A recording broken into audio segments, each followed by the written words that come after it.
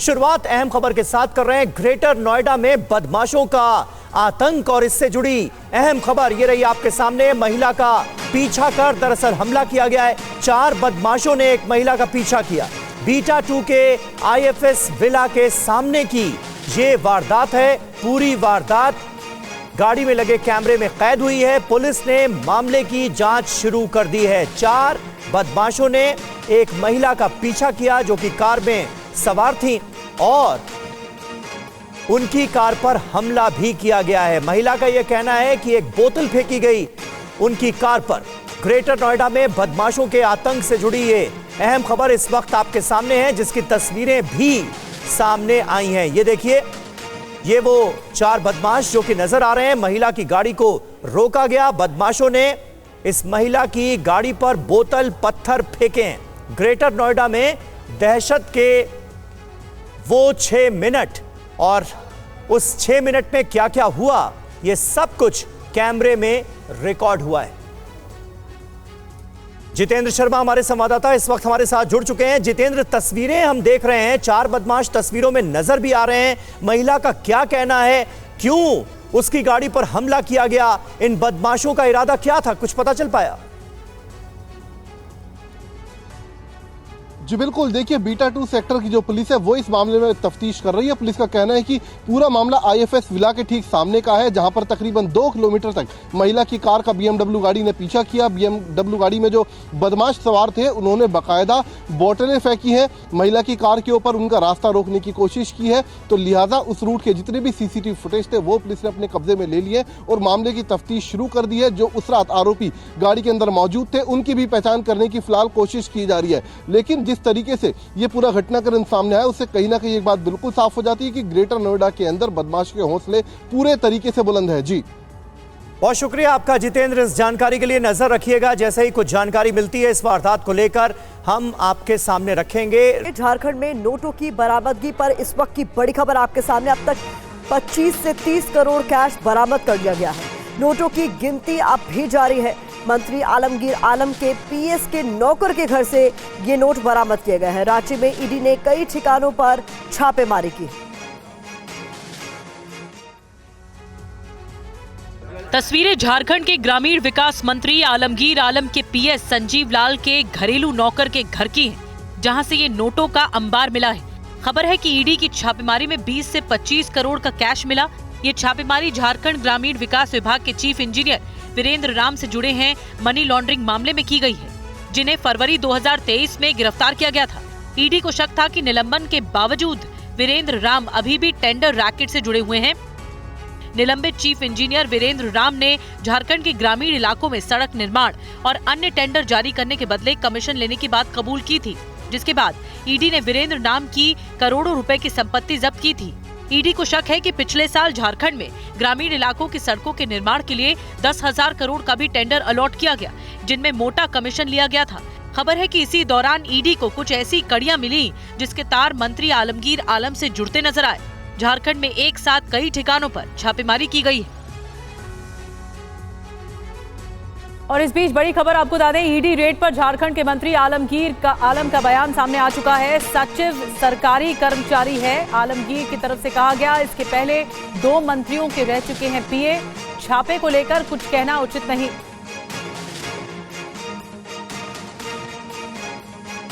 संजीव लाल एक सरकारी मुलाजिम है, वो हमारा PS है और हम लोग भी जब भी PS सिलेक्शन करते हैं तो अनुभव के आधार पर करते हैं।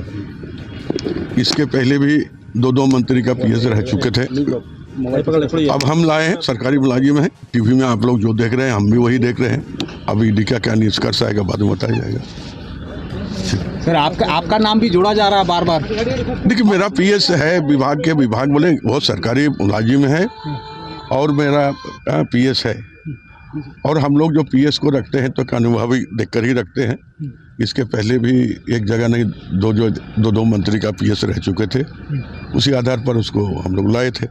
अब बाकी अभी जो चर्चा चल रही है वो ईडी में तो वो तो जब तक उसका निष्कर्ष नहीं आएगा तब तक उस पर कुछ टिप्पणी करना उचित नहीं। देखिए सत्ता प्रक्रिया है, उस पर इसके बारे में हम कुछ बताएं। ईडी का अब चल रहा है, ईडी का जांच में जो आएगा मेन क्वेश्चन तब उस पर हम बात करेंगे। तो झारखंड सरकार में मंत्री आलमगीर आलम का इस पूरे मसले को लेकर क्या कहना है, ये आपने सुना। वहीं रांची में ईडी की छापेमारी को लेकर बीजेपी ने कांग्रेस पर हमला बोला है। सुधांशु त्रिवेदी ने कांग्रेस पार्टी पर हमला बोला है, कहा निजी सचिव के घर से करोड़ों मिल रहे हैं। रेड में दिखा संपत्ति का बंटवारा कैसे हुआ। राहुल गांधी ने संपत्ति के बंटवारे की बात कही थी। तो इससे एक बात बहुत समझ लीजिए, ये राहुल गांधी जो कहते थे ना कि मैं आऊंगा, सर्वे करूंगा और फिर संपत्ति का बंटवारा कर दूंगा, क्रांतिकारी कदम उठाऊंगा। अब ईडी के सर्वे में दिख रहा है कि संपत्ति का बंटवारा किस ढंग से हो रहा है। मतलब मंत्री तो छोड़िए, मंत्री के निजी सचिव तो छोड़िए, निजी सचिव के नौकर के यहां करोड़ों मिल रहे हैं। तो देश की जनता को समझना चाहिए कि यह तथाकथित संपत्ति के बंटवारे की तथाकथित क्रांति के बारे में अगर कोई उनके मन में भ्रांति हो देश में तो वो स्पष्ट हो जानी चाहिए। मतलब ऑन द लाइटर नोट कहूंगा कि ये तो वो वाली बात है ना, जैसे पुराने जमाने में एक डायलॉग सुनते थे कि साहब इतनी गोलियां चलेंगी कि खोखे बटोरने वाले भी लखपति हो जाएंगे। तो आज स्थिति यह है कि मंत्री के निजी सचिव के नौकर करोड़पति हो गए साहब।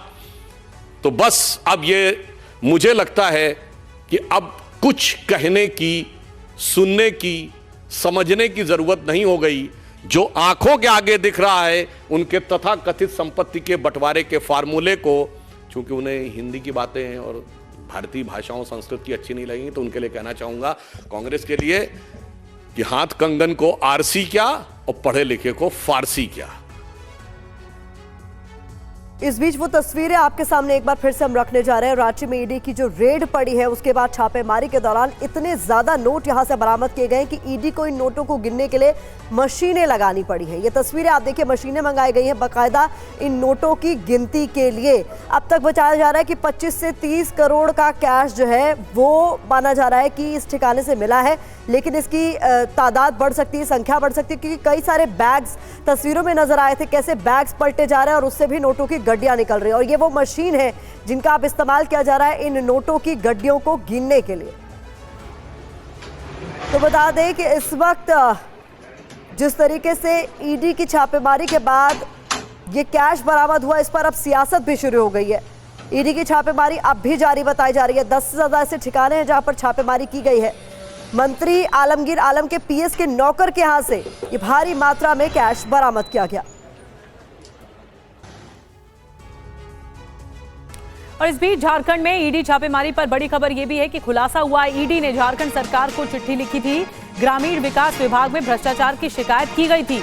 ईडी ने झारखंड सरकार से एफआईआर दर्ज करने के लिए ये कहा था और झारखंड सरकार ने ईडी की शिकायत पर कार्रवाई नहीं की। आज छापेमारी के दौरान ईडी को सरकार को लिखी चिट्ठी मिली है। और जितेंद्र हमारे साथ और ज्यादा जानकारी के साथ इस वक्त जुड़ गए हैं। झारखंड सरकार से एफआईआर के लिए कहा था जितेंद्र, लेकिन ये बात नहीं मानी गई झारखंड सरकार की तरफ से, और ये बात ईडी की तरफ से उस चिट्ठी के जरिए खुलासा हुआ है जो लिखी गई थी सरकार को।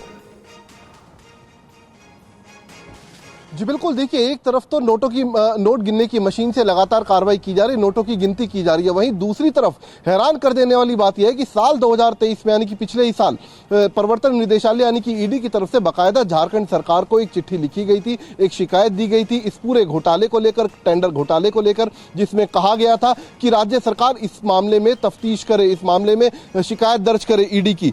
इसके बावजूद इस लेटर को, जो तस्वीरें हैं वो देखिए साफ तौर पर उस तस्वीर में देखा जा सकता है, जो चीफ सेक्रेटरी हैं उन्होंने बाकायदा रूरल डेवलपमेंट सेक्रेटरी को इस मामले में संज्ञान लेने के आदेश दिए। इस एप्लीकेशन पर साफ उनकी नोटिंग देखी जा सकती है। बावजूद इसके इस पर कोई कार्रवाई नहीं की गई, बल्कि जो ईडी की कंप्लेंट जो कि बेहद महत्वपूर्ण दस्तावेज है, ये उल्टा उसी घरेलू नौकर के यहाँ से बरामद हुआ है। यानी कि जो आलमगीर है, जो उनके निजी सचिव हैं, उनके घरेलू नौकर के यहाँ से कैश की बरामदगी के साथ साथ ईडी का ये शिकायत पत्र भी बरामद हुआ है। तो अपने आप में बेहद हैरान कर देने वाली कहानी है कि कहीं ना कहीं मामले को दबाने की कोशिश लगातार मंत्रालय की तरफ से की जा रही थी, इसके अलावा निजी सचिव की तरफ से की जा रही थी, उल्टे राज्य सरकार की तरफ से भी की जा रही थी। जी, तो मामले में गड़बड़ी है और इसी मामले को उजागर करने के लिए ईडी ने 2023 में चिट्ठी लिखी थी झारखंड सरकार को कार्रवाई की जाए, लेकिन कोई कार्रवाई नहीं की गई।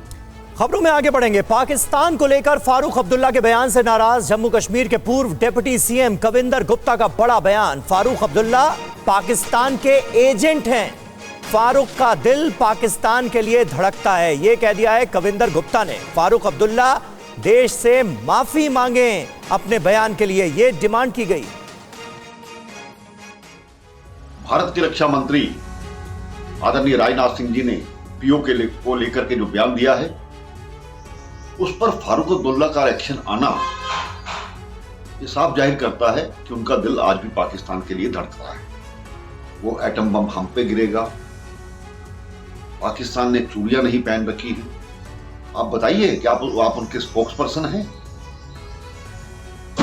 पाकिस्तान हिंदुस्तान की संविधान की शपथ लेकर के आपने 3 बार राज्यों में मुख्यमंत्री रहे, केंद्र में मंत्री रहे, लेकिन इस प्रकार की भाषा पाकिस्तान के लिए बोलना तो ये साफ दर्शाता है कि आज भी आपका दिल उनके लिए धड़कता है।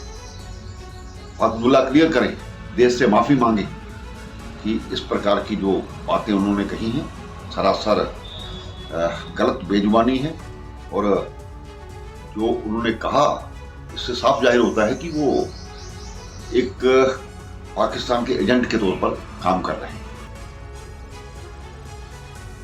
इधर फारूक अब्दुल्ला और उनके बेटे उमर अब्दुल्ला ने पीओके पर कहा क्या था, ये भी सुनिए जरा। डिफेंस में सर कह रहे हैं तो करें, हम कौन से रोकने वाले हैं, हमें तो पहुंचेंगे नहीं। ये भी याद रखे वो भी चूड़ियां पहने हुए नहीं है, याद रखिएगा। उनके पास भी एटम बम है, ये याद रखिएगा। और अफसोस यह है कि वो एटम बम हमारे ऊपर ही गिरेगा। रोका किसने उनको, किसने रोका? आपने कहीं पे किसी से ये कहते हुए सुना कि मत लाइए जनाब, हम कौन है रोकने वाले? लेकिन जो हिस्सा उनके पास पहले है उसको तो ठीक करें। यहाँ के हालात सबको मालूम है, यहाँ संभलता नहीं, जो अभी आपके पास है नहीं उसको लेने चले।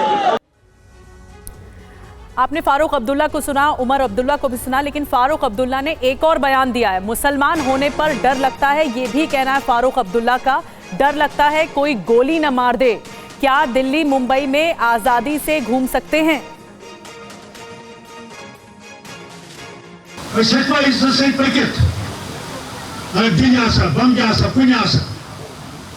फारूक अब्दुल्ला खबर का हमारा गई भूमि काम हमारी छोड़ कैसे मुसलमान अगर ये नॉन हाल तो तुम हाल क्या है। और अब रुख महाराष्ट्र की सियासत का कर रहे हैं। कांग्रेस के आरोपों पर बीजेपी उम्मीदवार उज्जवल निकम ने कहा, कसाब ने पुलिस जीप पर हमले की बात कबूली थी। पाकिस्तान की भाषा बोल रही है कांग्रेस। कांग्रेस के बयान से पाकिस्तान को फायदा होगा। कांग्रेस को जनता चुनावों में जवाब देगी, ये कहा है उज्जवल निकम ने। अजमल कसाब ने अपने इकबाली बयान में कह दिया था, जो प्रूव हो गया है कि जैसे कामा हॉस्पिटल के बाहर मैं और अबू इस्माइल आ गए तो एक पुलिस जीप आ रही थी, हमने फायरिंग ओपन कर दी, उन्होंने भी फायरिंग की, मेरे हाथ को इंजरी लगी जिसका मेडिकल एविडेंस हमारे पास है, और फिर गोलीबार हुआ। और मैंने जब देखा हमले गोलीबार के बाद तो पुलिस ऑफिसर की जो जीप थी उससे फायरिंग बंद हो गया।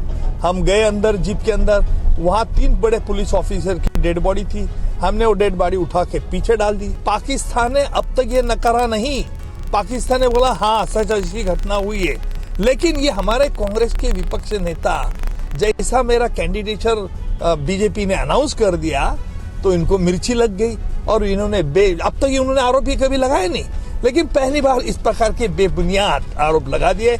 इसका मतलब उन शहादत की आप इंसल्ट कर रहे। उज्जवल निकम को आपने सुना। आइए आपको सुनाते हैं कि महाराष्ट्र कांग्रेस के नेता विजय वडेट्टीवार ने कहा क्या था, जिस पर हंगामा मचा हुआ। करकरे साहेबांचा ती गोळी कसाबच्या बंदुकीतली नव्हती, कुठल्या अतिरेक्यातली नव्हती, तर ती गोळी एका पोलीस अधिकाऱ्यांची होती, आरएसएस समर्पित। त्यावेळेस ते पुरावे लपवणारा देशद्रोही कोण असेल तर तो उज्ज्वल निकम आहे. आणि अशा देशद्रोहाला जर तिकीट भारतीय जनता पक्ष देत असेल तर मात्र हे देशद्रोह्यांना पाठीशी घालणारा पक्ष आहे का, हा प्रश्न येतो आहे.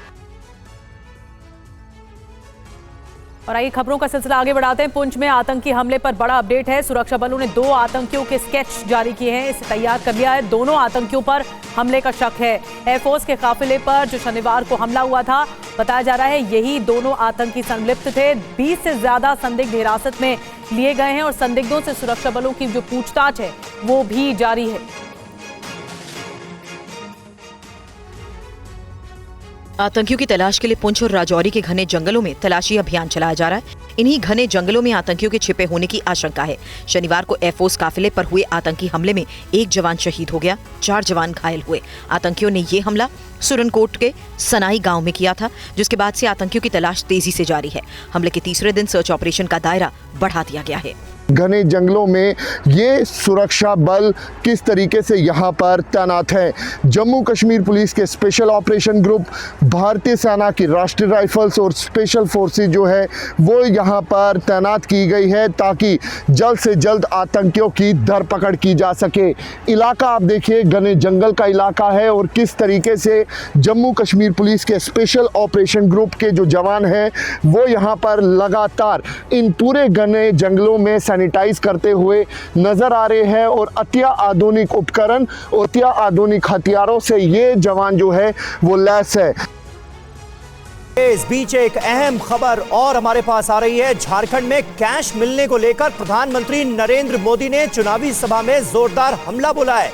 झारखंड में नोटों के पहाड़ मिल रहे हैं, हम पाई पाई बचाने में लगे हैं, ये कहा है प्रधानमंत्री नरेंद्र मोदी ने। भ्रष्टाचार के खिलाफ प्रधानमंत्री नरेंद्र मोदी का यह बड़ा हमला, जिसका जिक्र पीएम मोदी ने अपनी एक चुनावी सभा में किया है और कहा है कि मोदी लोगों का चोरी किया माल पकड़ रहा है। झारखंड में कैश मिलने पर प्रधानमंत्री नरेंद्र मोदी का यह पहला बयान सामने आया है, जिसमें उन्होंने कहा है कि झारखंड में नोटों के पहाड़ मिल रहे हैं, हम पाई पाई बचाने में लगे हैं।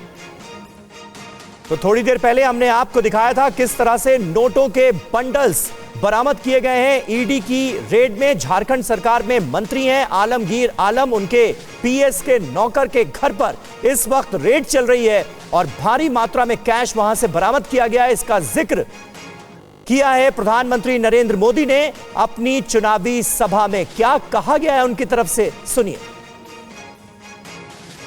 आपने देखा होगा, अभी घर जाओगे तो टीवी पे देखना, आज यहां पड़ोस में झारखंड में नोटों के पहाड़ मिल रहे हैं, नोटों के पहाड़।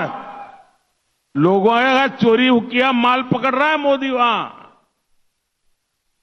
अब मुझे बताइए, मैं चोरी बंद कर दूं, इनकी कमाई बंद कर दूं, इनकी लूट बंद कर दूं, तो मोदी को गाली देंगे कि नहीं देंगे?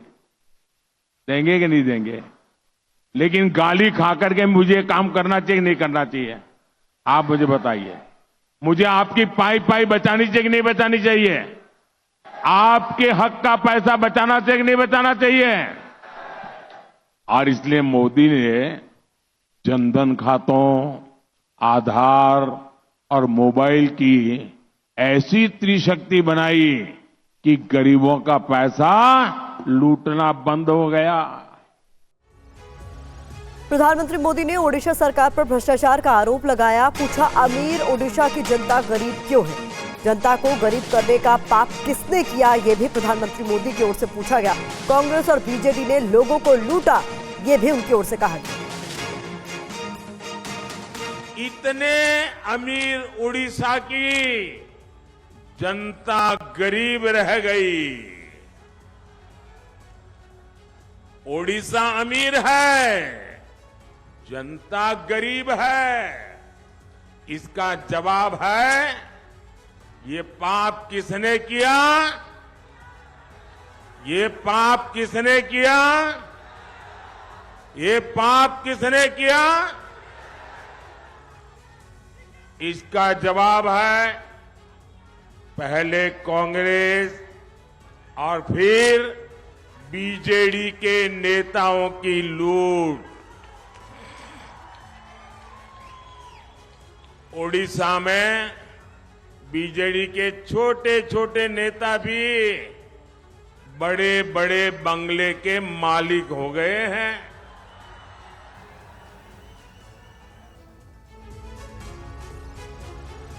और आज की एक और बड़ी खबर रही राहुल गांधी से जुड़ी हुई। राहुल गांधी के खिलाफ करीब 200 वाइस चांसलर्स ने लेटर लिखा है। राहुल के खिलाफ कानूनी कार्रवाई की मांग की है। बयान जारी कर राहुल के आरोपों की निंदा की गई है। वाइस चांसलर्स की नियुक्ति को लेकर राहुल गांधी ने सवाल उठाए थे और इसी नियुक्ति पर जो सवाल उठाए गए, राहुल गांधी के आरोपों पर निंदा की गई। राहुल गांधी ने कहा था कि वाइस चांसलर्स की नियुक्ति योग्यता को ताक पर रखकर की जा रही है। उनका आरोप था कि नियुक्तियां कुछ संगठनों से संबंधों के आधार पर की जा रही हैं, जिस पर देश भर के 200 विश्वविद्यालयों के वाइस चांसलर्स ने अपनी आपत्ति दर्ज कराते हुए साझा बयान जारी कर राहुल के आरोपों की निंदा की है। साझा बयान में 180 वाइस चांसलर्स और शिक्षाविदों के हस्ताक्षर हैं। वाइस चांसलर्स ने बयान में कहा कि कुलपति अपने कामकाज में संस्थाओं की मर्यादा और नैतिकता का ध्यान रखते हैं। उन्होंने कहा कि ग्लोबल रैंकिंग के हिसाब से देखें तो भारतीय विश्वविद्यालयों में महत्वपूर्ण परिवर्तन आया है। देश भर के वाइस चांसलर्स ने राहुल गांधी के खिलाफ कानूनी कार्रवाई की मांग की है। साझा बयान पर साइन करने वालों में संगीत नाटक अकादमी, साहित्य अकादमी, NCERT, national book trust, AICTE और UGC आदि के प्रमुख भी शामिल हैं। देखिए, ये एक बहुत ही इस देश के भविष्य के साथ में बहुत बड़ा खिलवाड़ है। सिर्फ RSS से जुड़े हुए मैं स्पष्ट रूप से कहना चाहूँगा कि उस बैकग्राउंड के जिनकी काबिलियत भी नहीं है, उन्हें वाइस चांसलर जो बनाया जा रहा है कि ये एक प्रकार से this is a criminal act और देश की जनता और देश के भविष्य के साथ में खिलवाड़ है। और प्रियंका गांधी अमेठी रायबरेली में 50 चुनावी सभाएं करेंगी। 20 मई को मतदान से पहले 50 चुनावी सभाओं का कार्यक्रम रखा गया है। हर विधानसभा में कम से कम 5 नुक्कड़ सभाएं करेगी कांग्रेस। एक दिन अमेठी में, दूसरे दिन रायबरेली में प्रचार होगा। आज शाम रायबरेली पहुंच रही हैं प्रियंका गांधी। कल अमेठी में गौरीगंज थाना क्षेत्र में पार्टी के केंद्रीय कार्यालय के सामने खड़ी गाड़ियों में तोड़फोड़ की गई। कांग्रेस का आरोप है कि बीजेपी के लोगों ने तोड़फोड़ की है। इस मामले की FIR दर्ज कर ली गई है। पुलिस फोर्स को मौके पर भेजा गया, संबंधित CO और एडिशनल SP को भी मौके पर भेजा गया और वहां पर उस फोर्स तैनात कर दी गई। मौके पर शांति व्यवस्था बनाई गई। प्रियंका गांधी अपने वादे के मुताबिक आज शाम अमेठी पहुंचेंगी और अब चुनाव तक अमेठी और रायबरेली में ही रहेंगी। सुनिए प्रियंका का 3 मई को नामांकन के दिन दिया गया बयान। 6 तारीख को मैं वापस रायबरेली आऊंगी और तब से चुनाव के अंत तक आपके साथ और राहुल जी के लिए ये चुनाव लड़ेंगे। ये लोग चुनाव को धनबल पे लड़ते हैं, हम जनता के बल पर लड़ेंगे। हम ये चुनाव आपके लिए लड़ेंगे ताकि आपका विकास हो। अमेठी और रायबरेली सीट पर 5वें चरण में 20 मई को वोटिंग होनी है। अब बात यूपी के जौनपुर के सियासी रण की। बाहुबली धनंजय सिंह की पत्नी श्रीकला चुनावी मैदान से हट गई हैं। इस फैसले के बाद जौनपुर का समीकरण कैसे बदला, इस पर एक रिपोर्ट। जौनपुर में छठे चरण में 25 मई को मतदान है और नामांकन के आखिरी दिन BSP प्रत्याशी श्रीकला सिंह ने चुनाव नहीं लड़ने का फैसला किया। पूर्व सांसद और बाहुबली धनंजय सिंह की पत्नी श्रीकला सिंह ने BSP को बताया कि वो चुनाव नहीं लड़ेंगी। इसके बाद बहुजन समाज पार्टी ने जौनपुर से अपने सिटिंग सांसद श्याम सिंह यादव पर फिर से भरोसा जताते हुए उन्हें प्रत्याशी बना दिया। अब जौनपुर से श्याम सिंह यादव का मुकाबला बीजेपी के कृपा शंकर सिंह, इंडिया गठबंधन के उम्मीदवार और समाजवादी पार्टी के नेता बाबू सिंह कुशवाहा से होगा। नामांकन से पहले श्याम सिंह यादव ने कहा कि बहन मायावती ने उन्हें फोन कर चुनाव लड़ने के लिए कहा। श्याम सिंह यादव ने मीडिया से बातचीत में ये भी बताया कि उन्हें एक ज्योतिषी ने कहा था कि अगले सांसद भी आप ही होंगे। मुझे रात को माननीय बहन जी का टेलीफोन आया कि तुम्हें चुनाव लड़ाना चाहती हूँ, तैयार हूँ। हमने कहा अगर आपका आदेश है तो मैं एकदम तैयार हूँ। और आज मैंने आगे का प्रोग्राम अपना कैंसिल करके, ये बहुत चांस के संयोग की बात है। और लोकसभा चुनाव के तीसरे चरण के लिए कल यानी 7 मई को मतदान होंगे। इस फेज में कई ऐसी सीटें हैं जिन पर सभी की नजरें टिकी हुई हैं। कल तीसरे चरण के मतदान के लिए अंतिम दौर की तैयारियां चल रही हैं। पोलिंग पार्टियां पोलिंग सेंटर की ओर रवाना हो रही हैं। इस चरण में कई दिग्गजों की प्रतिष्ठा दांव पर है। केंद्रीय गृह मंत्री अमित शाह गुजरात की गांधीनगर सीट से बीजेपी के उम्मीदवार हैं। वहीं मध्य प्रदेश के विदिशा से शिवराज सिंह चौहान चुनाव लड़ रहे हैं। मध्य प्रदेश के ही राजगढ़ से दिग्विजय सिंह अपनी किस्मत आजमा रहे हैं और उत्तर प्रदेश की मैनपुरी सीट से डिम्पल यादव समाजवादी पार्टी के टिकट पर चुनावी मैदान में है। महाराष्ट्र की बारामती सीट पर शरद पवार की बेटी सुप्रिया सुले और अजित पवार की पत्नी सुनेत्रा पवार की किस्मत का फैसला भी कल ही ईवीएम में बंद हो जाएगा। लोकसभा चुनाव के तीसरे चरण में कल 12 राज्यों की 93 सीटों पर वोटिंग होगी। इसमें उत्तर प्रदेश की 10, पश्चिम बंगाल की 4, बिहार की 5, मध्य प्रदेश की 9, महाराष्ट्र की 11, असम की 4, छत्तीसगढ़ की 7, कर्नाटक की 14, गोवा की 2, दमन और दीव की 2, जम्मू कश्मीर की 1 सीट और गुजरात की 25 सीट शामिल हैं। गुजरात में लोकसभा की 26 सीटें हैं। सूरत सीट पर बीजेपी के मुकेश दलाल की निर्विरोध जीत के बाद वहां वोटिंग नहीं होगी। अब सिर्फ 25 सीटों पर ही वोट डाले जाएंगे। वोटिंग सुबह 7 बजे शुरू होगी और शाम 6 बजे तक मतदाता अपने मताधिकार का इस्तेमाल कर सकेंगे। और उत्तर पूर्वी दिल्ली से कांग्रेस उम्मीदवार कन्हैया कुमार ने आज अपना नामांकन दाखिल कर दिया। कन्हैया के नॉमिनेशन के समय दिल्ली सरकार के मंत्री और आम आदमी पार्टी नेता गोपाल राय भी मौजूद रहे। दिल्ली में आम आदमी पार्टी और कांग्रेस गठबंधन में चुनाव लड़ रही है। कन्हैया कुमार इंडिया गठबंधन के उम्मीदवार हैं। कांग्रेस के टिकट पर उत्तर पूर्वी दिल्ली से मैदान में है। कन्हैया कुमार आज नामांकन दाखिल करने पहुंचे। कन्हैया के नामांकन के दौरान कांग्रेस के कई वरिष्ठ नेता और आम आदमी पार्टी के दिल्ली प्रभारी गोपाल राय भी शामिल रहे। नामांकन के लिए निकलने से पहले कन्हैया कुमार ने पूजा की। तस्वीरें आपके सामने, जहां पूजा के बाद कन्हैया कुमार साधु संतों के साथ खड़े नजर आए। तस्वीर में सभी धर्म के लोग मौजूद हैं। नॉमिनेशन के पहले कन्हैया कुमार ने रोड शो भी किया। उत्तर पूर्वी दिल्ली से बीजेपी ने मनोज तिवारी को मैदान में उतारा है। कन्हैया का मुकाबला मनोज तिवारी से है।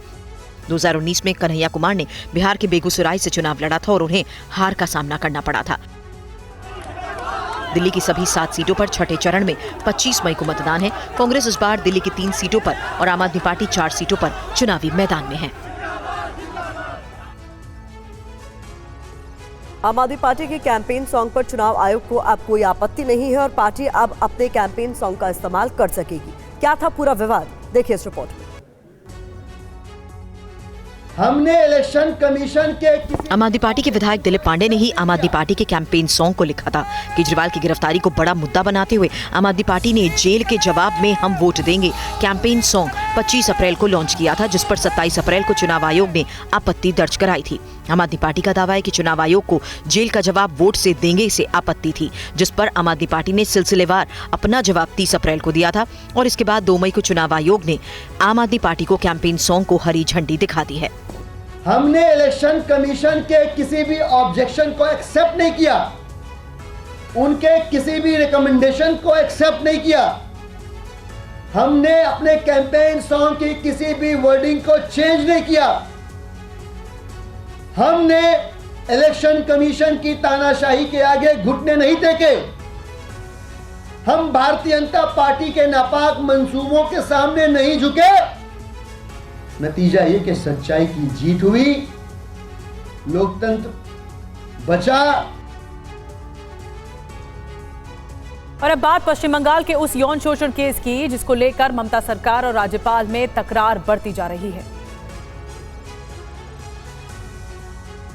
राजभवन स्टाफ को राज्यपाल सीवी आनंद बोस के निर्देश से विवाद बढ़ गया है। राज्यपाल ने अपने स्टाफ को बंगाल पुलिस से संवाद न करने को कहा। राज्यपाल ने लिखित आदेश में केस को लेकर पुलिस के किसी भी जांच में शामिल होने से मना किया है। वहीं बंगाल पुलिस की राजभवन की मुख्य बिल्डिंग में एंट्री पर भी रोक लगा दी गई है। राज्यपाल सीवी आनंद बोस पश्चिम बंगाल से बाहर है, वो अभी केरल में है। सीवी आनंद ने बंगाल पुलिस पर संविधान के उल्लंघन के आरोप लगाए हैं। पश्चिम बंगाल राजभवन में काम करने वाली एक लड़की ने राज्यपाल सीवी आनंद बोस पर यौन उत्पीड़न की शिकायत दर्ज कराई है। शिकायत दर्ज होने के बाद जांच के लिए विशेष जांच टीम बनाई गई। जांच टीम ने राजभवन से सीसीटीवी फुटेज मांगी है, जिस पर राजभवन ने अनुच्छेद 361 के उल्लंघन का आरोप लगाया। उन्होंने आरोप लगाया कि राजभवन के कर्मचारियों को पुलिस स्टेशन बुलाकर पूछताछ करने का दबाव डालना संविधान का उल्लंघन है। बंगाल की मुख्यमंत्री ममता बनर्जी इस मुद्दे पर राज्यपाल सीवी आनंद बोस पर हमलावर है। बीजेपी सभी आरोपों को राजनीतिक स्टंट बता रही है।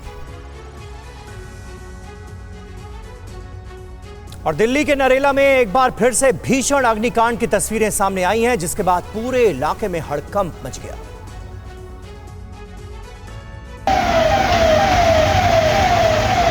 उत्तरी दिल्ली के नरेला में एक बार फिर से आग का तांडव देखने को मिला। नरेला के इस प्लास्टिक फैक्ट्री में आग लगने से पूरे इलाके में दहशत फैल गई। आग लगने के तुरंत बाद इसकी सूचना फायर ब्रिगेड की टीम को दी गई, जिसके बाद मौके पर फायर ब्रिगेड की टीम के साथ दमकल की कई गाड़ियां पहुंची। आग पर काबू पाने के लिए कड़ी मशक्कत करनी पड़ी। नरेला का ये प्लास्टिक फैक्ट्री 3 मंजिला है। उसके ऊपर के मंजिल पर आग लगी और देखते ही देखते आग ने पूरी फैक्ट्री को अपनी चपेट में ले लिया।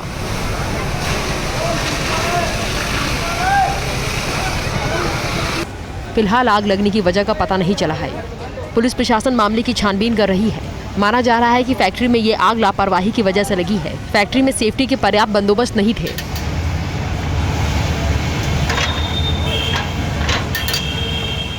दिल्ली का ये वही इलाका है जहां इसी साल फरवरी में भीषण अग्निकांड में 7 लोगों की जान चली गई थी। उस दौरान भी घर से सटी फैक्ट्री में आग लगी थी और आग ने कई घरों को अपनी चपेट में ले लिया था। महाराष्ट्र के पालघर में एक दर्दनाक घटना देखने को मिली। यहाँ पालघर के जवाहर इलाके में दाबोसा झरने में डूबने से एक युवक की मौत हो गई।